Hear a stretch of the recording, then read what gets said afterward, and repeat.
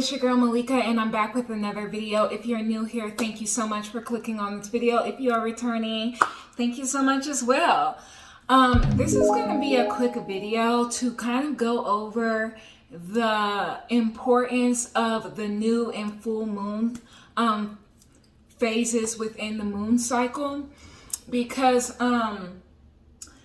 as people are coming more into this awareness, I wanted to kind of share my thoughts on the importance of the full and the new moon cycle. So we'll start off with the new moon cycle.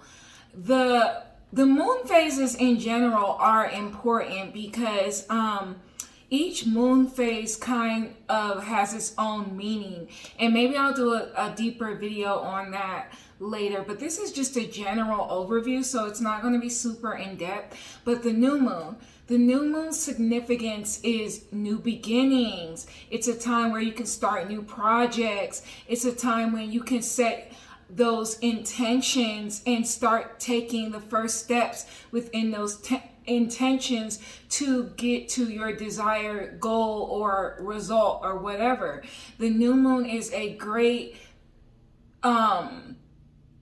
it's a great time to be introverted and really do some self-reflection and kind of do that deep self-inquiry work, because the new moon is kind of like it's like leading up into the new moon, it's like this void kind of energy, and in the void there's nothing but there's everything, and you can kind of create that thing. So you can think about the things that you need to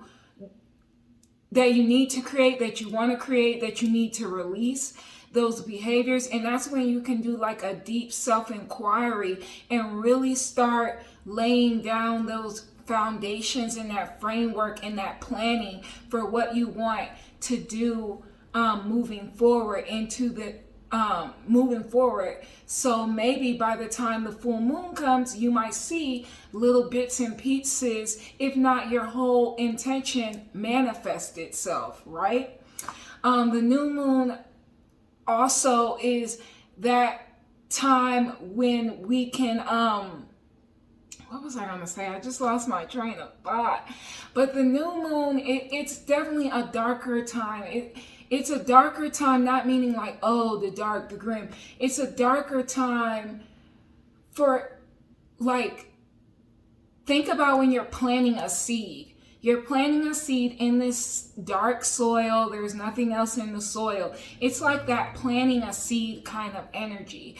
Although you can release with this moon cycle, and you can definitely do that inquiry and see what I want to create. How can I, move forward with my intentions? That's what the new moon represents to me. Now, moving on to the full moon. The full moon for me is an illumination period, obviously, because the moon, now you can see things are usually illuminated to us that weren't illuminated, that weren't shown to us during the new moon phase. Okay, and I would say the new moon energy, you could see it happening 3 days before, 3 days after, and same with the full moon. But now with the full moon, things are being illuminated to us. Maybe there's an extra step you need to take, or there's a limiting belief that you need to release, or there's people, places, and things you need to release.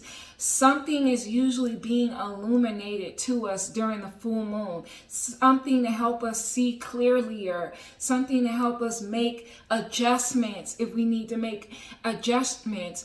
Also, with the full moons, there could be different types of full moons. Like this could be a harvest full moon. For instance, a harvest full moon is when you really are able to bring in the fruits of your labor. Like a lot of people may see really good returns on their investments during certain types of full moons or whatever, because remember, it's a moon cycle. So if you started something during the new moon phase and now we're at the full moon phase, you should be able to see a result of something that you had planned in a previous new moon cycle. So that is another way to look at the full moons.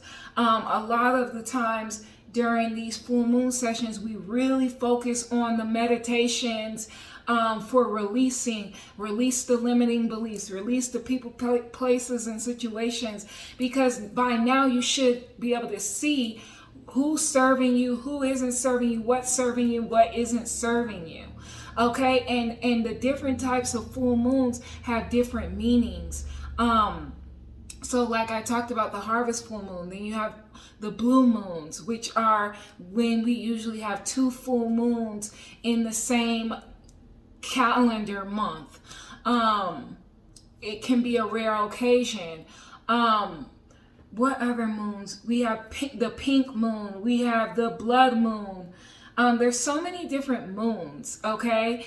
But I hope that this kind of gives you an understanding and an idea of what the significance is about the moons. And then there's rituals that you can do with the moon. Like you can do moon water, where you sit a cup of water with your intention underneath the new or the full moon. You can charge your crystals under the new or the full moon.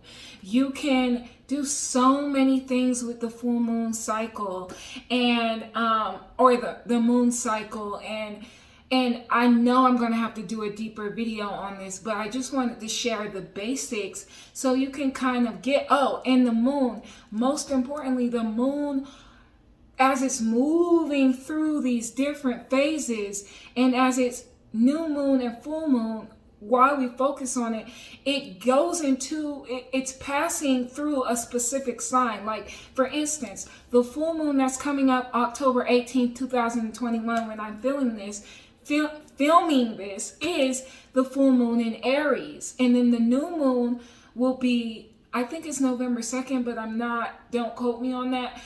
But it's going to be in Scorpio. So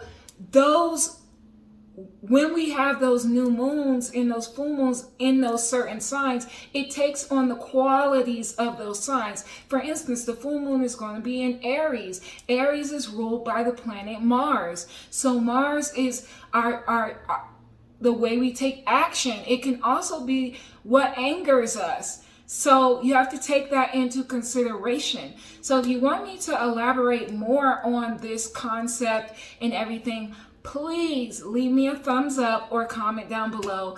I love each and every one of you. I hope that this video helped. And as always, peace and love. Bye.